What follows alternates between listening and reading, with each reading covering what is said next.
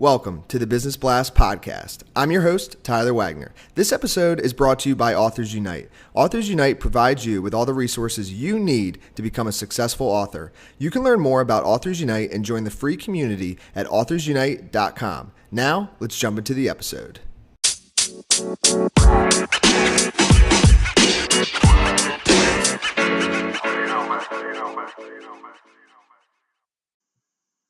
All right, everyone. Welcome back to another episode of the Business Blast podcast. I have a very special guest, a good friend of mine, Bethany Hilton. She is an account manager for Improving, which is a software services firm headquartered in Dallas, Texas. They do training, custom software development, and strategic staff augmentation. Our mission is to rebuild trust between business and IT in order to help the companies we support to flourish. So welcome to the show, Bethany. Hello. Thanks for having me. Of course. Pumped to have you here. We'll dive into the first one. The first question I have for you, Bethany, is what is the best story from your life that has an underlying valuable message?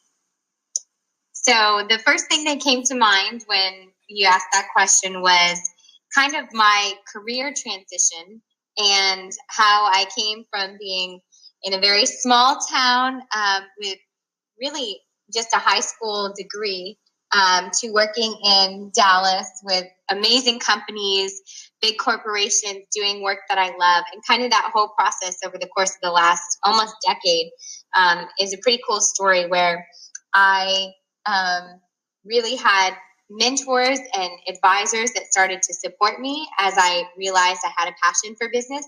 And then over time gave me opportunities to really build my skills.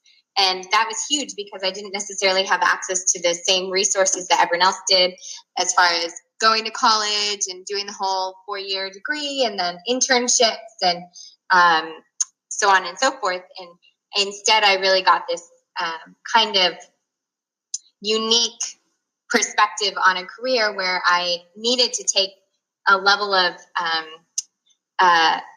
self-interest and say, okay, how do I grow myself and how do I get there? And I had a lot of people that started to see that I wanted to grow and invested in me.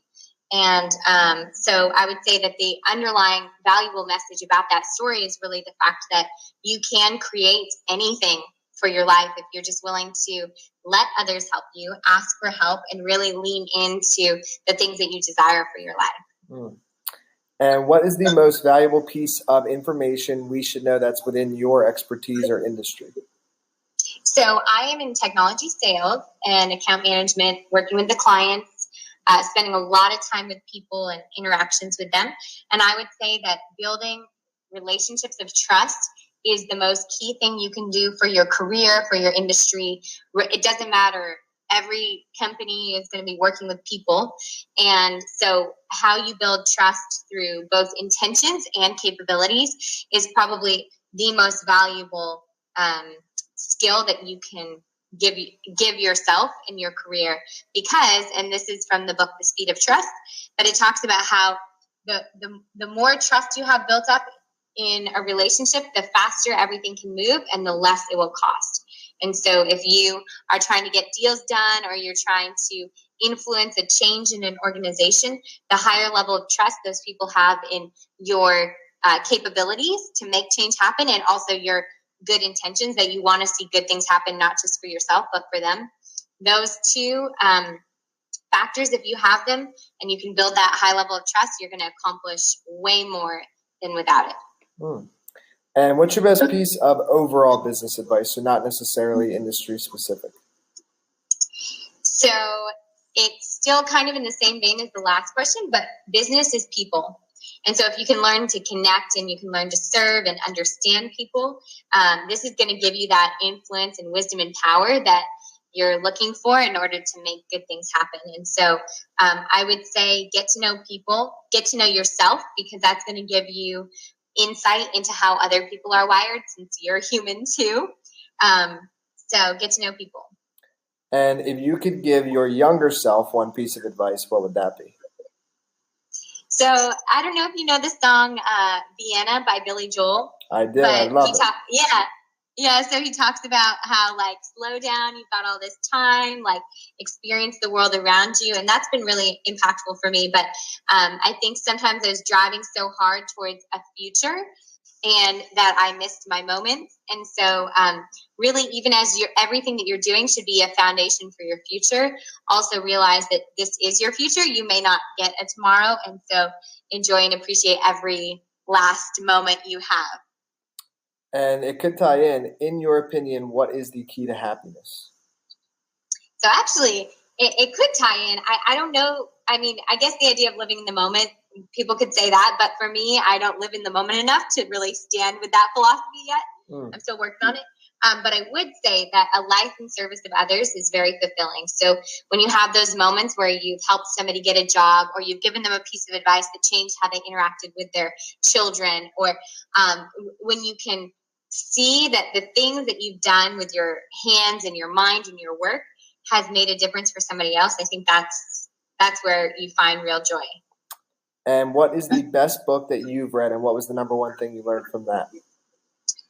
So I read this book called Crucial Conversations by Joseph Grenny, and it really helped me to develop both empathy and curiosity, which I think are key components to understanding people.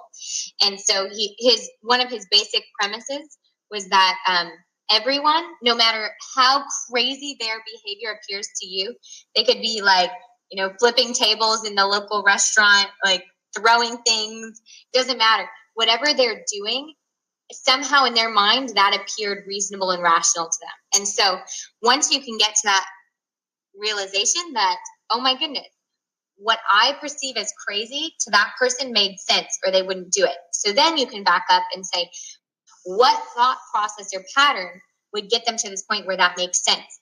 So people that have, committed crimes and things like that, what got them to the point where they felt that was the only choice they had, or that was the best possible decision for them to make at that moment? And so when you give people that dignity of they thought they were making the best choice possible, then you can really understand where they're coming from and speak to that, which is where you might be able to influence change. I love it. And what is your favorite quote and why? So it's James Allen, who I have no idea who that is, but it's, a man cannot directly choose his circumstances, but he can choose his thoughts, and so indirectly, yet surely, shape his circumstances.